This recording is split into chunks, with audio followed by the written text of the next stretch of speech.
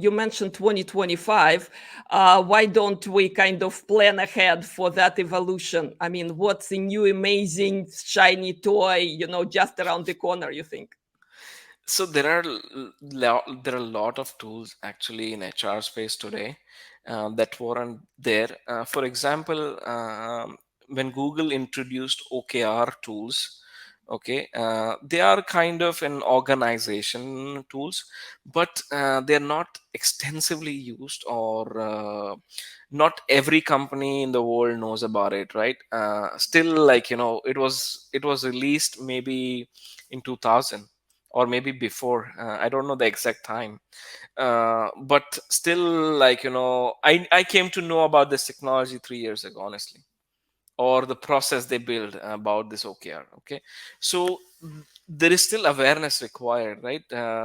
If you don't share that this technology exists to solve the specific problem, people don't know. And that's why we have now sessions like this, where thought leaders comes and share what they think about the future, what they think about how they can fix specific problem in their process with specific technology they have. And that's what we're here for with SaugaTalks, exactly that. So sharing the knowledge and basically raising the awareness, because so much going on. I'm empathizing with HR manager or HR executive in large company, right? They have Mhm. their day filled with work, with meetings, with everyday tasks, that educating Absolutely. themselves. That's where we come in. Absolutely, absolutely, Pratik. So speaking of, again, you mentioned important HR processes and how technology helps there.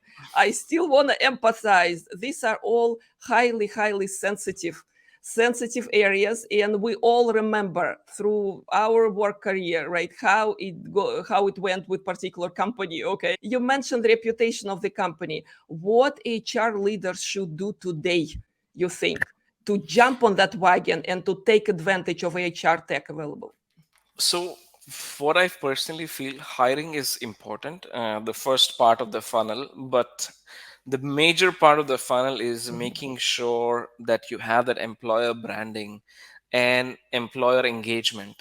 When I say employer engagement and branding, first of all, HR has to not just focus on just hiring new people, but also making sure that who is already hired is happy and is staying with you longer and longer. So you can, like, focus on building the great company culture. That should be like number one priority.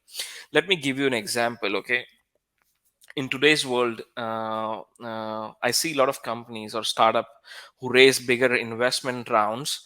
They hire like crazy. Let's say if I'm getting a salary of $10,000 or $5,000 a month, other startup will offer like $10,000. They will give 100% raise, or 80% raise, or 50% raise to acquire a talent from other company.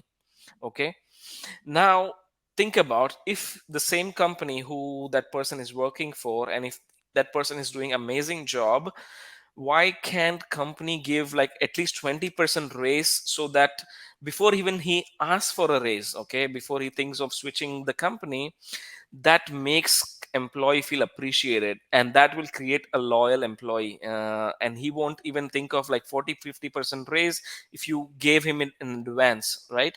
So that's the kind of psychology change which is required. Now, there are a lot of things that you can do in order for you to fix your employer branding.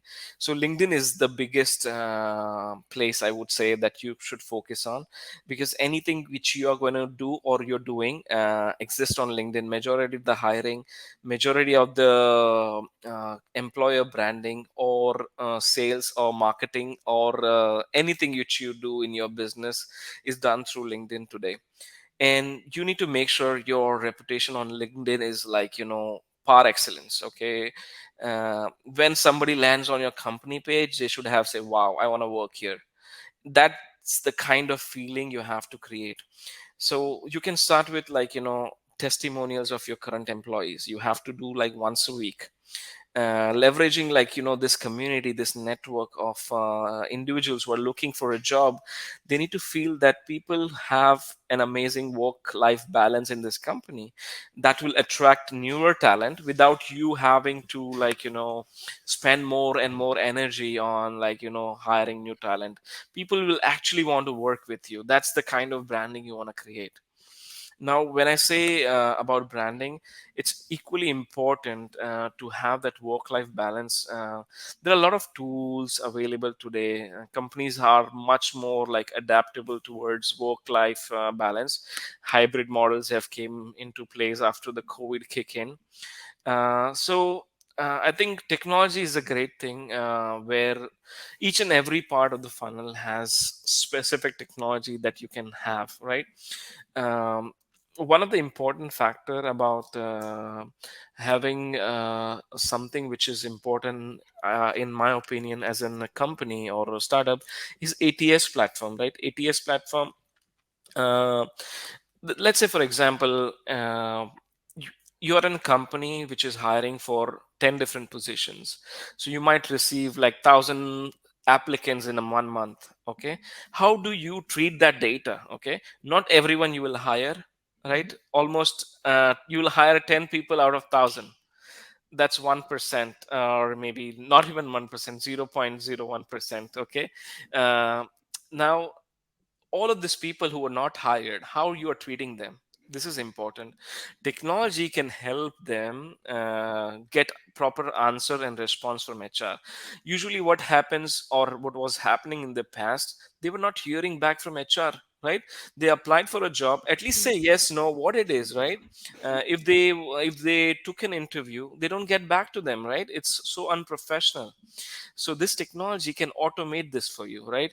If somebody is rejected, and if, let's say, you interviewed 50 people and you hired one person, you just mark that position as hired. Automatically system will send an email to all 50 that this position has been filled, and we will reach out to you in the future, and good luck, blah blah blah. Okay, this is important, and they won't have any negative reputation of the company in their mind, and they will apply next time, or else you lose them forever. So this is something important. Absolutely. And again, you stepped into another critical point. Everyone been in these shoes. When you don't hear, you invested in company, you not only applied, right? You thought about very customized application, right? You went through the thinking process. You prepared for that interview, right? Hours and hours of work and energy. And usually, people can do anything else that day, and you don't hear anything back. This leaves mark, if not forever, for a very long time. So what you're bringing in, Pratik, is that it's not technology that's going to save those businesses, right? It is culture, and it is processes, and it's empathy. It's Empathy empathy. with Yes, it's people. How do you empathy. feel if you're on the other side of that? Yeah, of So that the process. reason, based on my understanding with HR community that I speak to, previously, they had a hard time to actually reach out to each and every prospect in the flow, right? And what was happening is, they had a lot of resumes that they have to answer. A lot of HR has an issue with messaging each and every one, they were not selected or whatever. But technology actually makes life easier. With one click of a button, you can actually inform all of the candidates who weren't hired. So this is very crucial, and that's where you can bring in some tools that can help you with all of your workload that you have. A smaller organization have one HR person, right?